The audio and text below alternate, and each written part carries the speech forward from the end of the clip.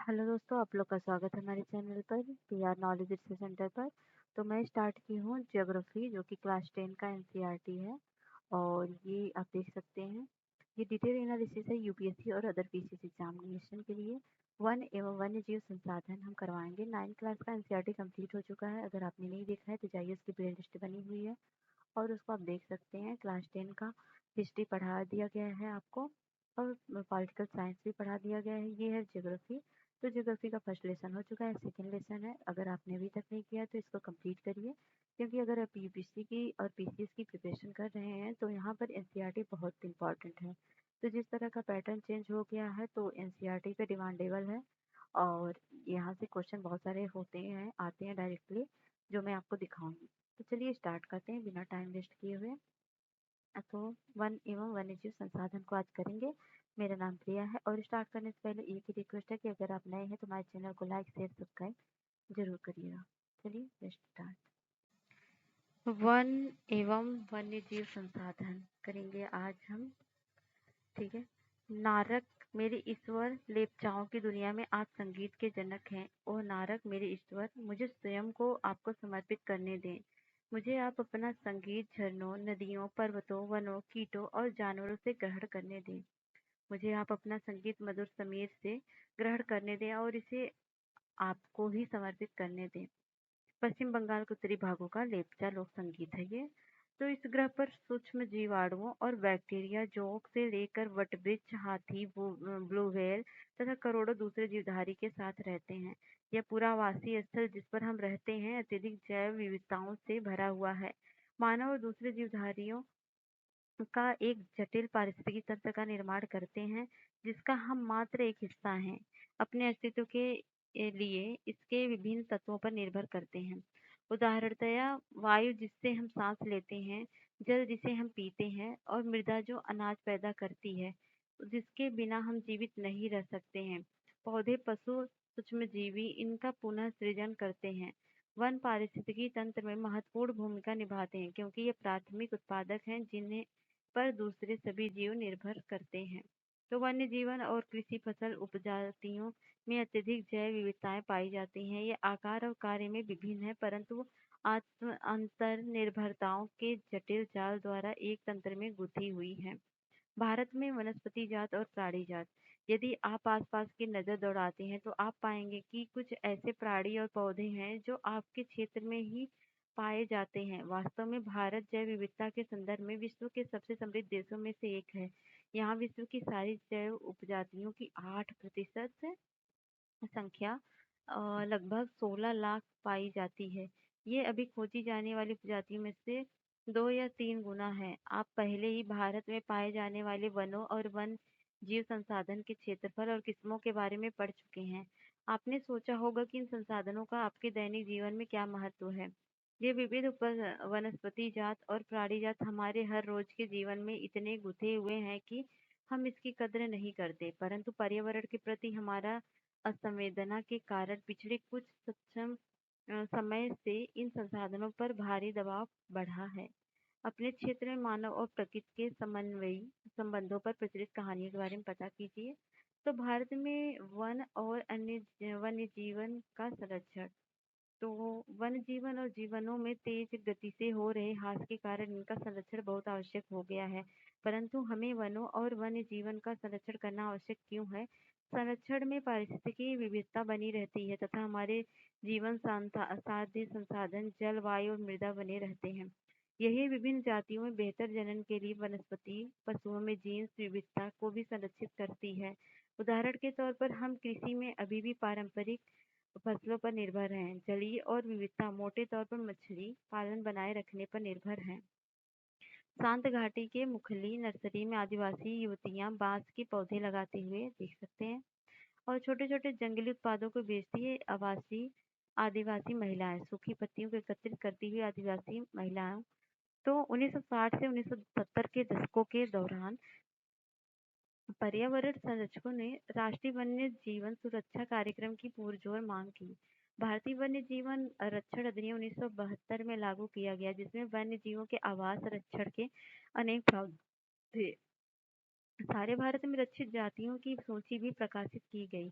इस कार्यक्रम के तहत बची हुई संकटग्रस्त जातियों के बचाव पर, शिकार प्रतिबंधन पर, वन्यजीव आवासों का कानूनी रक्षण तथा जंगली जीवों के व्यापार पर रोक लगाने आदि पर प्रबल जोर दिया गया है। तत्पश्चात केंद्रीय सरकार व कई राज्य सरकारों ने राष्ट्रीय उद्यान, वन्यजीव पशु विहार स्थापित किए, जिनके बारे में आप पहले पढ़ चुके हैं। केंद्रीय सरकार ने कई परियोजनाओं की भी घोषणा की, जिनका उद्देश्य गंभीर खतरे में पड़े हुए कुछ विशेष वन्य प्राणियों को रक्षण प्रदान करना था। इन प्राणियों में बाघ, एक सींग वाला गैंडा, कश्मीरी हिरण और हंगुल, 3 प्रकार के मगरमच्छ, स्वच्छ जल मगरमच्छ, लवड़ी जल मगरमच्छ और घड़ियाल, एशियाई शेर और अन्य प्राणी शामिल हैं। इसके अतिरिक्त कुछ समय पहले भारतीय हाथी, काला हिरन, चिंकारा, भारतीय गोंडावन जिसे बस्टर्ड बोलते हैं, और हिम तेंदुआ आदि के शिकार और व्यापार पर संपूर्ण अथवा आंशिक प्रतिबंध लगाकर कानूनी रक्षण दिया गया। तो बाघ परियोजना के बारे में देख लेते हैं। वन्यजीव संरचना में बाघ, टाइगर एक महत्वपूर्ण जंगली जाति है। 1973 में अधिकारियों ने पाया कि देश में 20वीं शताब्दी के आरंभ में बाघों की संख्या अनुमानित संख्या लगभग 55,000 से घटकर 1,827 रह गई है। बाघों को मारकर उनको व्यापार के लिए चोरी करना, आवासीय स्थलों को सिकुड़ना, भोजन के लिए आवश्यक जंगली प्रजातियों की संख्या कम होना और जनसंख्या में वृद्धि बाघों की घटती संख्या के मुख्य कारण है। बाघों की खाल का व्यापार और उनकी हड्डियों का एशियाई देशों में परंपरागत औषधियों में प्रयोग के कारण यह जाति विलुप्त होने के कगार पर पहुंच चुकी है। भारत और नेपाल दुनिया की 2 तिहाई बाघों को आवास उपलब्ध करवाते हैं, अतः यह देश की शिकार, चोरी और गैर कानूनी व्यापार करने वालों के मुख्य निशाने पर है। प्रोजेक्ट टाइगर विश्व की बेहतरीन वन्य जीव परियोजना में से एक है और इसकी शुरुआत 1973 में हुई। बाघ संरक्षण मात्र एक संकटग्रस्त जाति को बचाने का प्रयास नहीं, अपितु यह इसका उद्देश्य बहुत बड़े आकार के जैव जाति को भी बचाना है। उत्तराखंड में कार्बेट राष्ट्रीय उद्यान, पश्चिम बंगाल में सुंदरबन राष्ट्रीय उद्यान, मध्य प्रदेश में बांधवगढ़ राष्ट्रीय उद्यान और राजस्थान में सरिस्का वन्यजीव पशु विहार, असम में मानस बाघ रिजर्व और केरल में पेरियार बाघ रिजर्व भारत में बाघ संरक्षण परियोजना के उदाहरण हैं।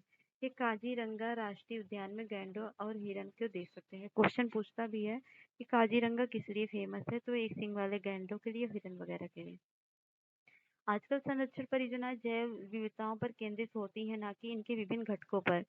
संरक्षण के विभिन्न तरीकों की गहनता से खोज की जा रही है। संरक्षण नियोजन में कीटों को भी महत्व मिल रहा है। वन्यजीव अधिनियम 1980 और 1986 के तहत सैकड़ों तितलियों, पतंगों, भृगों और एक ड्रैगन फ्लाई को भी संरक्षित जातियों में शामिल किया गया है। 1991 में पौधों को भी 6 जातियों में पहली बार सूची में रखी गई है। तो भारत में वन्यजीव पशु विहार और राष्ट्रीय उद्यान के बारे में अन्य जानकारी प्राप्त करें, उनकी स्थिति मानचित्र पर अंकित करें। वन और वन्यजीव संसाधनों के प्रकार और वितरण। यदि हम वन और वन्यजीव संसाधनों को संरक्षित करना चाहें तो उनका प्रबंधन, नियंत्रण और विनियमन अपेक्षाकृत कठिन है। भारत में अधिकतर वन और वन्यजीव वन या तो प्रत्यक्ष रूप से सरकार के अधिकार क्षेत्र में है या वन विभाग अथवा वन विभागों के जरिए सरकार के प्रबंधन में है। इनमें निम्नलिखित वर्गों में बांटा गया है। जैसे पहला है आरक्षित वन। देश में आधे से अधिक वन क्षेत्र आरक्षित वन घोषित किए गए हैं। जहाँ तक वन और वन्य प्राणियों के संरक्षण की बात है तो आरक्षित वनों को सर्वाधिक मूल्यवान माना जाता है। रक्षित वन क्या है? वन विभाग के अनुसार देश के कुल वन क्षेत्र का 1/3 हिस्सा रक्षित वन है। इन वनों को और अधिक नष्ट होने से बचाने के लिए इनकी सुरक्षा की जाती है। ग है अवर्गीकृत वन। अन्य सभी प्रकार के वन और बंजर भूमि जो सरकार, व्यक्तियों और समुदायों के स्वामित्व में आते हैं अवर्गीकृत वन कहे जाते हैं। आरक्षित और रक्षित वन ऐसे अस्थायी वन क्षेत्र हैं जिनका रखरखाव इमारती लकड़ी, अन्य वन पदार्थों और उनके बचाव के लिए किया जाता है। मध्य प्रदेश में स्थायी वनों के अंतर्गत सर्वाधिक क्षेत्र जो कि प्रदेश के कुल वन क्षेत्र का 75% है। इसके अतिरिक्त जम्मू कश्मीर, आंध्र प्रदेश, उत्तराखंड, केरल, तमिलनाडु, पश्चिम बंगाल, महाराष्ट्र में भी कुल वनों में एक बड़ा अनुपात आरक्षित वनों का है, जबकि बिहार, हरियाणा, पंजाब, हिमाचल प्रदेश, उड़ीसा और राजस्थान में कुल वनों में रक्षित वनों का एक बड़ा अनुपात है। पूर्वोत्तर के सभी राज्यों में और गुजरात में अधिकतर वन क्षेत्र अवर्गीकृत वन है तथा स्थानीय समुदायों के प्रबंधन में है। समुदाय और वन संरक्षण। तो वन संरक्षण की नीतियां हमारे देश में कोई नई बात नहीं है। हम आमतौर पर इस बात से अनजान हैं कि वन हमारे देश में कुछ मानव प्रजातियों के आवास भी हैं। भारत के कुछ क्षेत्रों में तो स्थानीय समुदाय सरकारी अधिकारियों के साथ मिलकर अपने आवास स्थलों के संरक्षण में जुटे हैं, क्योंकि इसी से दीर्घकाल में उनकी आवश्यकताओं की पूर्ति हो सकती है। सरिस्का बाघ रिजर्व में राजस्थान के गाँव के लोग वन्य जीव रक्षण अधिनियम के तहत वहां से खनन कार्य बंद करवाने के लिए संघर्षरत हैं। कई क्षेत्रों में तो लोग स्वयं वन्य जीव आवासों की रक्षा कर रहे हैं और सरकार की ओर से हस्तक्षेप भी स्वीकार नहीं कर रहे हैं। राजस्थान के अलवर जिले में 5 गांव के लोगों ने तो 1,1200 हेक्टेयर वन भूमि भैरव देव ढाका सेंचुरी घोषित कर दी। इसके अपने नियम कानून हैं जो शिकार वर्जित करते हैं तथा बाहरी लोगों की घुसपैठ से यहाँ के वन्य जीवन को बचाते हैं। पवित्र पेड़ों के झुरमुट विविध और दुर्लभ जातियों की संपत्ति। प्रकृति की पूजा सदियों पुराना जनजातीय विश्वास है जिसका आधार प्रकृति के हर रूप की रक्षा करना है। इन्हीं विश्वासों ने विभिन्न वनों को मूल एवं कौमार्य रूप में बचाकर रखा है, जिन्हें पवित्र पेड़ों के झुरमुट कहते हैं। वनों के इस भागों में या तो वनों के ऐसे बड़े भागों में स्थानीय लोग ही घुसते हैं तथा ना ही किसी और छेड़छाड़ करने देते हैं। कुछ समाज कुछ विशेष पेड़ों की पूजा करते हैं और आदिकाल से उनका संरक्षण करते आ रहे हैं। छोटा नागपुर क्षेत्र मुंडा और संथाल जनजाति महुआ और कदम के पेड़ों की पूजा करते हैं। उड़ीसा और बिहार की जनजाति शादी के दौरान इमली और आम के पेड़ों की पूजा करती हैं। हमें से बहुत से व्यक्ति पीपल और वटवृक्ष को पवित्र मानते हैं। भारतीय समाज में अनेक सांस्कृतिक और प्रत्येक संस्कृति में प्रकृति और इनकी कृतियों को संरक्षित करने के अपने पारंपरिक तरीके हैं। आमतौर पर झरनों, पहाड़ी चोटियों और पेड़ों और पशुओं को पवित्र मानकर उनका संरक्षण किया जाता है। आप अनेक मंदिरों के आसपास बंदर और लंगूर पाएंगे। उपासक उन्हें खिलाते पिलाते हैं और मंदिर के भक्तों में गिनते हैं। राजस्थान में बिश्नोई गांव के आसपास आप काले हिरण, चिंकारा, नीलगाय और मोरों के झुंड देख सकते हैं, जो वहाँ के समुदाय का अभिन्न हिस्सा है और कोई उनको नुकसान नहीं पहुँचाता है। क्रियाकलाप क्या है देख कर सकते हैं आप। हिमालय में प्रसिद्ध चिपको आंदोलन कई क्षेत्रों में कटाई रोकने में ही कामयाब नहीं रहा। अभी तो यह भी दिखाया गया कि स्थानीय पौधों को जातियों को प्रयोग करके सामुदायिक वनीकरण अभियान को सफल बनाया जा सकता है। पारंपरिक संरक्षण तरीकों को पुनर्जीवित अथवा पारिस्थितिकी कृषि के नए तरीकों का विकास अब व्यापक हो गया है। टिहरे में किसानों का बीज बचाओ आंदोलन और नवोदय ने दिखा दिया है कि रासायनिक उर्वरकों के प्रयोग के बिना भी विविध फसल उत्पादन द्वारा आर्थिक रूप से व्यवहार्य कृषि उत्पादन संभव है। भारत में संयुक्त वन प्रबंधन कार्यक्रम हरित वनों के प्रबंधन और पुनर्निर्माण में स्थानीय समुदायों की भूमिका के महत्व को उजागर करते हैं।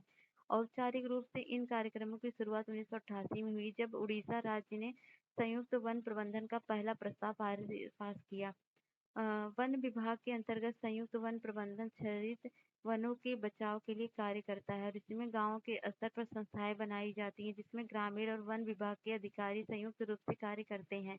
इसके बदले समुदाय मध्य स्तरीय लाभ जैसे कि गैर इमारती वन उत्पादों के हकदारी होते हैं तथा सफल संरक्षण से प्राप्त इमारती लकड़ी लाभ में भी भागीदार होते हैं। भारत में पर्यावरण के विनाश और पुनर्निर्माण की क्रियाशीलता से सीख मिलती है कि स्थानीय समुदायों को हर जगह प्राकृतिक संसाधन प्रबंधन में भी शामिल करना चाहिए, परंतु स्थानीय समुदायों को फैसले लेने की प्रक्रिया में मुख्य भूमिका में आने में अभी देर है। अतः वे भी विकास क्रियाएं मान्य होनी चाहिए जो जनमानस पर केंद्रित हो, पर्यावरण हितैषी हो और आर्थिक रूप से प्रतिफलित हो। पेड़ एक विशेष असीमित दयालु और उदारपूर्ण जीवधारी है जो अपने सतत पोषण के लिए कोई मांग नहीं करता है। दानशीलता पूर्वक अपने जीवन की प्रक्रियाओं को भेंट करता है। यह सभी की रक्षा करता है, स्वयं पर कुल्हाड़ी चलाने वाले विनाशक को भी छाया प्रदान करता है। गौतम बुद्ध ने कहा था ये 487 ईसा पूर्व। तो यह वैकल्पिक प्रश्न, इसको आप कर सकते हैं। अच्छा है, तो जो क्वेश्चन करना चाहें आप टेलीग्राम पे करके सेंड करिएगा। कैसा लगा ये बताइएगा जरूर। मिलते हैं नेक्स्ट वीडियो में, तब तक के लिए जय हिंद जय भारत। जाने से पहले हमारे चैनल को लाइक शेयर सब्सक्राइब जरूर करिएगा।